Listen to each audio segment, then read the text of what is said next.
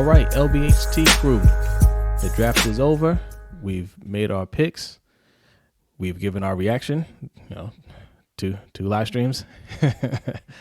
Now we're going to review the whole draft and give our overall grades for the Ravens. But first, if you're new here, take a minute to hit that like and subscribe button. Also hit that notification bell so you don't miss any of our videos in the future. So, all right, so let's go ahead and start with round one. Well, I'll go ahead and just read off first who the Ravens ended up with in the draft. They had 8 picks. They got Rashod Bateman out of Minnesota and Oweh out of Penn State, the edge rusher in the first round. Third round, they got Ben Cleveland, the guard out of Georgia, and Brandon Stevens, a defensive back from SMU, a former teammate of current Raven James Prochet. Come round 4, Tylan Wallace, a wide receiver out of OK State. Shaun Wade, another defensive back from Ohio State.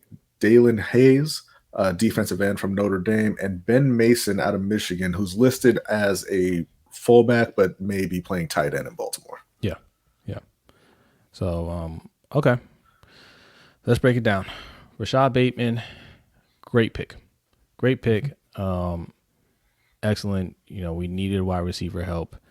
I know we got Sammy Watkins in the offseason. That, in our opinion, clearly wasn't enough. We wanted them to sign AB. They didn't want to sign AB. Julio Jones has been rumored to be on a trading block after June 1st. That's a move that we wanted them to explore. And there are rumors that they did explore that. And honestly, I still wouldn't mind if they did it.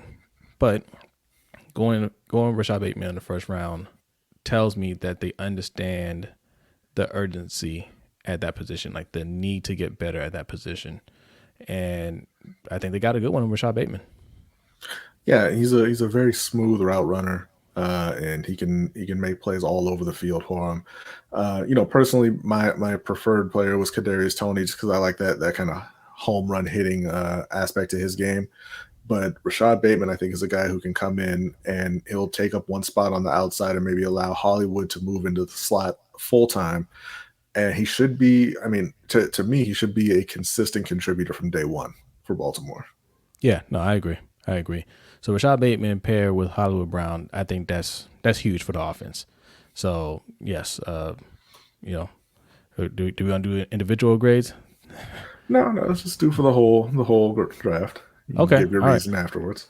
Okay, so all right, starting out good, great pick. Yeah. Now let's go 4 picks later. Next up is Oweh, the edge rusher out of Penn State. Mm-hmm. Fantastic athlete and a very confident young man. Yes. Yes. Not the most productive guy out there, and a bit of a project. Most people don't expect too much contribution from him for the first year or 2 years, even. Right. Yeah. So the thing is this. If you watched our live streams, you already know how we feel about Oweh. We think it's a terrible pick, right? And it's not to say anything bad about him. Like, we get it. We've talked to other YouTubers and people on Twitter, and we get the optimism, right? Great athlete. There's a lot of upside there, but no production is no production, dude. Like, you know what I'm saying? I can't go just off of your athleticism. What else have you done?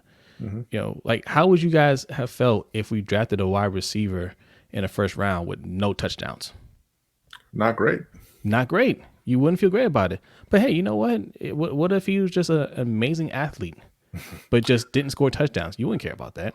I was going to say like Cordero Patterson, but he scored touchdowns in college also. And yeah, it's, there are examples of the NFL where, not getting sacks doesn't mean that you're not playing well. No. But the problem is that you're doing that in college where you should be kind of dominating if you want to be a first round pick. But I would also argue that the reason why we say we need help at edge rusher, why it's supposed to be a major hole, is because we weren't getting enough sacks at that position. Mm-hmm. Because Matt Judon was a good player for us, but he just didn't get enough sacks for your liking. What do you have last year? 6 sacks? Judon, yeah, 6. If he'd have 4 more sacks, everybody's opinion on him would have changed. But he's a good player. He just didn't get enough sacks. Yannick Ngakoue, good player, just didn't get enough sacks. He got pressure, but not sacks. So sacks do matter. So I can't dismiss 0 sacks. That's the reason why we wanted edge rusher early in the draft. Well, some of us did. And Yes, 0 not sacks. us. Yeah, not us. Yeah. But 0 sacks, that's alarming to me. That's alarming. If you're an edge rusher, he might be able to do other things well. Well, obviously we're going to find out. I'll look more at his tape to kind of see. But I mean, what I saw so far, I watched one tape against Ohio State. It didn't look great, but that's just one tape. And, I didn't look at his whole career. And look, like I said, there's upside there for sure. And he's confident. So I am definitely rooting for him. But as far as that pick, I think that's just a bad pick where we picked him. With Oweh, obviously, he's a great athlete. And that's really the only thing that got him drafted in the first round is that kind of, perceived potential to become a great pass rusher after a few years. But he's a guy who he's going to have to put on some weight. He's going to have to get stronger physically. And obviously they're going to have to try and develop him as best they can. If you listen to like the I Am Athlete podcast, for example, they're all former NFL players, and they all tell you that NFL coaches don't develop you. That's all work that athletes have to put in on their own outside of, training camp and weekly practices and things like that. That's why you always see a lot of coverage of players working with coaches in the off season. Like that's them going out on their own and trying to get better. So, I mean, if he has a good work ethic and he puts in that work every off season, I'm not going to say he can't get there, but leading up to the draft, you always hear a lot about best player available and don't draft for need. And there's no argument that Oweh was the best player available at 31. Yeah, that's true. Yeah. All right. So next up, round 3, Ben Cleveland, guard out of Georgia. And Ben Cleveland is a massive human being. Yes. He gave up, I believe it was 1 sack and 3, I believe, quarterback hits throughout his entire collegiate career. And I mean, you can look at highlight clips of him just manhandling defenders back at Georgia. Now, again, this is an area of need for Baltimore, and he looks like he has the ability to kind of step right in and be the day one starting left guard today. Yeah, and when they made the pick, they were very excited about it. They were celebrating like they just won an overtime game. And that alone made me believe that, yes, this guy can play. Like, it was one of those things where I honestly don't think the Ravens had 200 players on their draftable players on their board like they said they did. No. I think they had a handful, and I don't think they thought any of those guys would really be there when they're picking in the third. And when he fell to them, they were really excited. So I think we did get a good player there, and that helps on the interior O-line because I think there's still question marks there. Even with getting Ben Cleveland, the tackle spot, we haven't, as of this video, signed anybody. And the center position presumably is going to be Bradley Bozeman, but Bradley Bozeman hasn't solidified himself as a legit starter at center, so it's still a question mark. But adding somebody there, left guard presumably, and Kevin Zeitler at right guard, that gives us some stability on the interior O-line. Next up is also in the third round. This is the compensatory pick that they got for David Culley being hired as the Houston Texans head coach. They went ahead and selected Brandon Stevens, cornerback out of SMU. He's another guy who's got great size and athleticism, but he's got next to no experience playing corner. So much like Oweh, he's another project player that they're going to have to develop into what they want. He was, what position did he play before? Was he a running back? Running back. He was a running back. He was a running back. Yeah, and then he transferred and they transitioned him over to corner. So he's been playing it for a couple of years, which means he kind of doesn't know what he's doing there, to a certain extent. And I'll be honest, I didn't like the pick. Again, it's not as bad as I felt with Oweh because it is a late third round pick. Yeah. But there were guys who I felt could still contribute early, and you took another project player there. And it's at a position where I just don't believe they had the need. They are the deepest team in the league at corner already. Yes. And so you went ahead and drafted another one who's probably, again, not going to be ready to contribute for a while. And I know I was jumping ahead a little bit, but that's even in addition to the other corner who you drafted later in the draft. Yes. So, Yeah. I mean, for me, it seems like another reach, like Oweh. Yeah. So the thing we've been seeing and hearing a lot is, well, hey, we need somebody in case Jimmy Smith and Tavon Young get hurt again. But they're not hurt right now, and they're on the team, and the team brought them back. Like, they didn't have to re-sign Jimmy Smith. They signed him. They like him, and they're expecting him to play. They didn't cut Tavon Young. He's still on the team, and he's expected to play.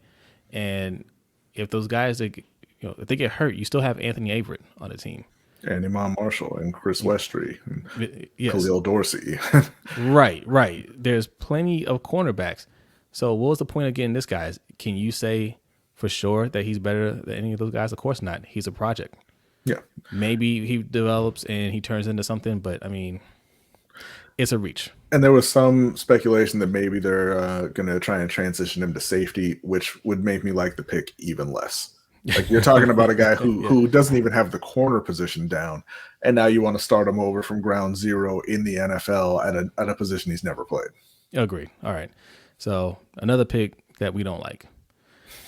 Now, fourth I don't round. like to say it like that. It is what it is. We don't like it. It's another pick that we don't like. Right? Two that we like, two that we don't like so far. All right. So what we got in the fourth? Fourth round, we got Tylan Wallace, wide receiver out of Oklahoma State. He's gotten a lot of comparisons to Steve Smith. I don't really know why, but that's cool for him, I guess. He's a guy who, from what I've seen, doesn't have a great catch radius, doesn't have great hands. Nothing that particularly stands out about him. He's a tough player. He plays hard and all that, but there's a reason he's a fourth round pick, right? Like, there's no special skill there, I don't think. Yeah, I watched a couple of his games.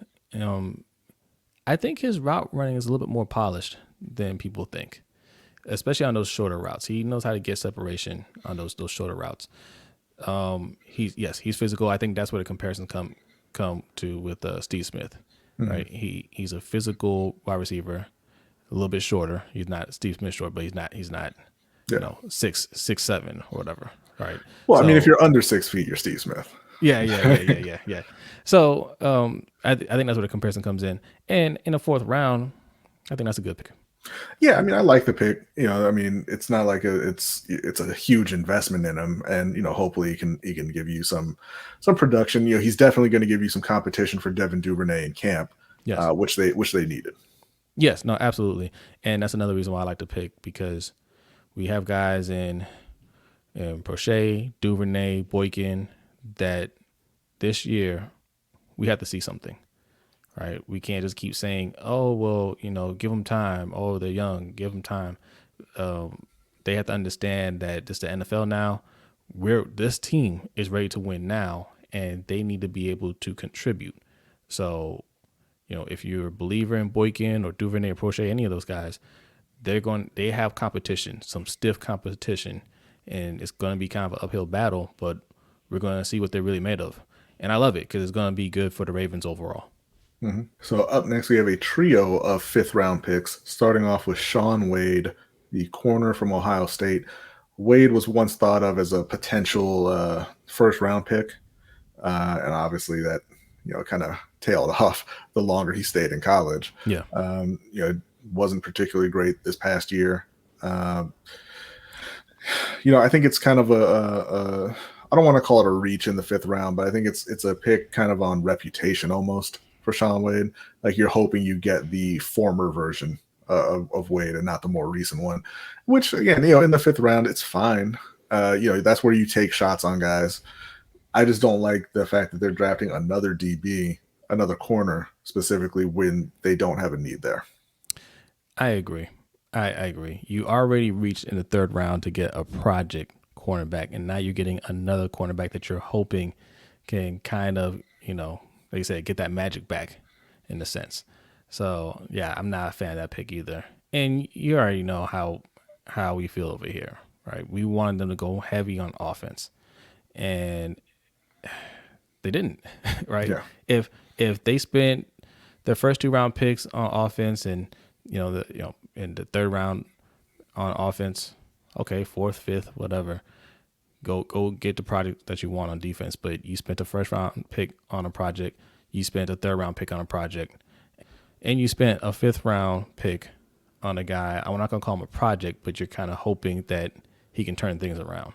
So, not liking any of these defensive picks. All right, what's next? All right, next up we have Daelin. I believe that's how you pronounce it. Daelin Hayes, defensive end out of Notre Dame. I don't really have a very strong opinion on this guy. Like I said, it's towards the end of the draft here, and worst case scenario. I mean, obviously, worst case scenario is always that you just wash out. But I think what you're hoping for here is a guy who can just provide some depth on the D line, in the front seven, and some youth, because Calais Campbell, Brandon Williams, Derek Wolfe should all be out of Baltimore next year. So you're hoping to bring this guy in and have him kind of develop over the next couple of years into maybe a rotational starter, but somebody who can come in right now and give you a few snaps. Yeah, I agree. At this point, anybody that you're drafting in these rounds, they're developmental or projects or hopefuls. So I mean, it is what it is. I mean, we do need to start looking at some guys to replace Brandon Williams and Calais Campbell and Derek Wolfe sooner rather than later. So hey, kick the tires on this guy. And there's also maybe they try to stand him up and play him at linebacker. He's fairly athletic. He's a little bit lighter for what you would want in a defensive end. So I mean, we'll see which way they kind of go with that. I mean, they could ask him to just bulk up a little bit more, and play the D line, or they could ask him to stand up and try to add some depth there. But we'll see. Yeah. Not don't love that pick, don't hate that pick. It kind of is what it is, and yeah. Baltimore's last pick was Ben Mason. Again, he's listed as a running back / fullback out of Michigan, a Michigan man. And they may be moving him to tight end, or maybe he's the successor to Pat Ricard. Either way, I mean, I'm not going to say I hate a late 5th round pick, right? But stop drafting fullbacks. Just stop. Well, I saw the little meme of Pat Ricard tweeted out of the Spider-Mans pointing at each other. Yeah. So, they see each other as similar players. And like you said, maybe he's the successor. Maybe they want to add just an extra Pat Ricard, right? Or maybe it's just for depth, right? If Ricard gets hurt, dinged up, or whatever, can't go a game, you got this guy who can come in and do the exact same thing. And maybe he doesn't make the team. Maybe he doesn't make the team. He's not going to make the team. Yeah. No offense to Ben Mason if you somehow see this video, but there's just not a spot, man. I like to say he's not going to make the team. I'm thinking tight end, because we struggled at getting healthy tight ends last year, and I think that's where they envision him. And if he stays healthy, he has a shot for sure. And if he can block, they love their blockers. So I'm not going to say he's not going to make the team, but I'll say this: we'll see. He ain't gonna make the team. All right, I remember this time last year when everybody was so pumped over drafting Rick Steiner's son. Stop it, man! They're just guys who run around and hit people. Okay, that's fun. It's nice to talk about and everything, but don't. He's not gonna make the 53. Mr. Negative over here. Look at this. Mr. Negative. I'm happy for him that he got drafted. I hope it works out for him, but no, he ain't making the team. All right. Okay. So, grade time. You want to go first, or I go first? I'll go ahead and go first. If we want to end it on a negative note with you, I will give them I'm giving the Ravens a B-. I think they did a great job with Bateman, with Ben Cleveland. I like the Tylan Wallace pick. Not a fan at all of the Odafe Oweh pick. I think there were better players there at positions that you needed more, like right tackle. They could have drafted Tevin Jenkins. I didn't think he would even be there for Baltimore's pick, and he fell right into their lap, and they passed on him for a guy who, I mean, realistically, you're not going to get a whole lot out of this year. And I think that they will go and sign Justin Houston, if not getting 2 edge rushers, 2 vet edge rushers who will bury him on the depth chart, is what I think is going to happen. But Yeah, I mean, regardless, I don't think that he's a good enough player at this point to say we're going to take you in the first round. And I understand that they didn't have a second round pick, and if they liked him, they kind of had to take him right there. But I just felt like there were other players and other positions that they could have gone with. But outside of that, like I said, the Brandon Stevens pick, kind of the same thing, just not as negative because it was essentially a fourth round pick. But I thought they got some nice depth pieces. And I think that they got a couple of day one starters in Bateman and Cleveland. So, and they'll really help out this coming year. Yeah. So B minus. Okay. So I'm going lower. It's not negative, right? I'm giving them a C, a solid C. That's passing. Okay. And look, man, that's not a little thing. Taking a project player that know is going to be a project in the first round. I mean, we were just complaining. We were complaining. Ravens Flock was complaining about trading Orlando Brown for essentially a second round pick because you thought that wasn't enough. You need something higher. So there's some value to a first round. First round that's some high capital to spend on a player, and you spent on a guy that none of us believe. Now he could obviously, go out there and do something this year, but right now the consensus is it's going to take him 2 to 3 years to develop. You don't spend first round picks on that. First round picks need to be guys that can come in and contribute right away. They don't need to be the best version of themselves, but they have to be able to come in and help out immediately. Mm-hmm. And there's no expectations of him even really getting out there and playing some meaningful minutes. So why are we spending a first round pick on that? And just to add on to that, we heard a lot of people comparing him to Danielle Hunter, who wasn't overly productive in college, and then came in and is one of the better pass rushers in the league. Heard a lot of comparisons with Jalen Ferguson, who was very productive in college and has not been very productive in the NFL. And I just want to point out that you're comparing him to third round picks. Yes. And find those guys in the first round and compare him to them, because the point isn't that he can't be a good player; it's that you should not have taken him where you did. And if you're already giving Oweh 2 to 3 years to develop, why aren't you giving Jalen Ferguson more time to develop? He's played 2 years? This is third year coming up? Because he can't move. Yeah, he really can't. But look, he was productive at least. But I mean, like I said, 0 sacks is not nothing. I'm not going to come off of that. I know people don't want to hear it. I know, some of the people out there are like, hey, look, it's not everything. It's not everything, but it's significant. You're talking about a position where you want to see sacks. You can't act like 0 sacks is nothing. You want to see sacks, not pressure, sacks. So yeah, that pick was a very bad pick. That's what dropped the overall grade so much. And then, yeah, I love the Ben Cleveland pick right there. We need help on the O-line. The number one priority is protect Lamar. Number 2 is get Lamar weapons. We get Rashod Bateman, and getting Ben Cleveland to add to that O-line is huge. It's huge for us. So those are really high grades, in my opinion. Now, you went and got another project in Brandon Stevens in the third round. And again, yes, it's a late third round pick. It's not as bad, but you're looking at a guy that probably won't make the team. If we're being honest, he probably won't make the team. He's going to make the team. They're not going to cut a third round pick.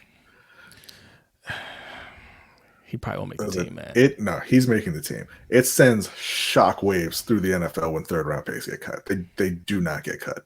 You know who's getting cut? I feel bad now that I was about to say it. I feel bad. But Iman Marshall's going to get cut. All right? It's not going to be Brandon Stevens.